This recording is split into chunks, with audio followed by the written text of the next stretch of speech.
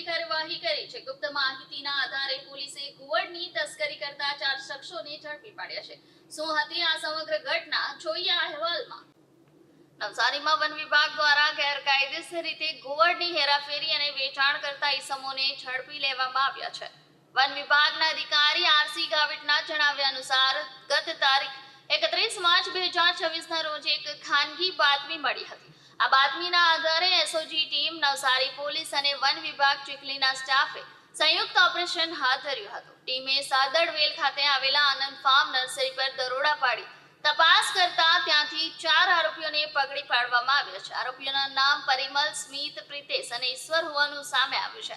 આરોપીઓ ઘુવડને સુરતની પક્ષી સંસ્થામાંથી લાવી તાંત્રિક વિધિના નામે વધુ કિંમતે વેચાણ કરવાના ઈરાદે લાવ્યા હતા। આરોપીઓ પાસેથી મળી આવેલું આ ઘુવડ ભારતીય વન્ય પ્રાણી અધિનિયમ 1972ની અનુસૂચિ 1માં રક્ષિત છે। આ પક્ષીનો વેપાર કે શિકાર કરવો એ ગંભીર ગુનો છે।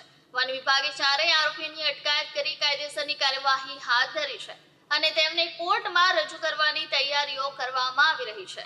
જી સર, ઘુવડ સાથે 4 લોકો પકડાયા છે, શું કાર્યવાહી હતી, કઈ ઘટના? હું RC Gavit, in charge range forest officer Chikhli. એક તારીખે 31/3/2026ના રોજ ખાનગી બાતમીના આધારે એસઓજી ટીમ નવસારી પોલીસની ટીમ અને વન વિભાગ ચીખલી રેન્જના સ્ટાફ સાથે રહી બાતમીના સ્થળે ચકાસણી કરતા 4 આરોપી પરિમલ, સ્મિત, પ્રિતેશ અને ઈશ્વર, જેઓને ઘુવડ, રેવી દેવી ઘુવડ જે બાનાઉલ કહેવાય છે, એના સાથે સાદડવેલ આનંદ ફાર્મ નર્સરી પાસે પકડી પાડે।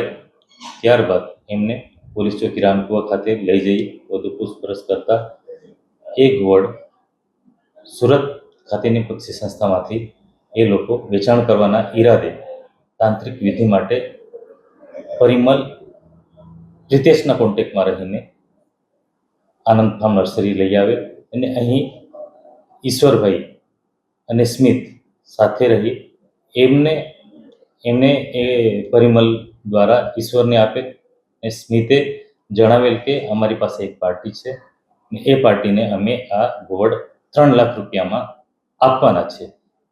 એ લોકો વેચાણ કરવાના ઈરાદાથી લાવેલ છે। ઘુવડ ભારતીય વન્ય પ્રાણી અધિનિયમ 1972ની અનુસૂચિ 1માં રક્ષિત છે।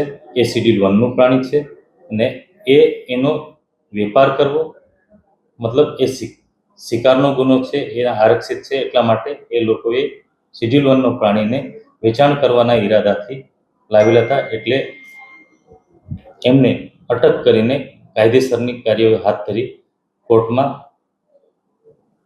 રજૂ કરવા માટેની કાર્યવાહી હાથ ધરેલ છે।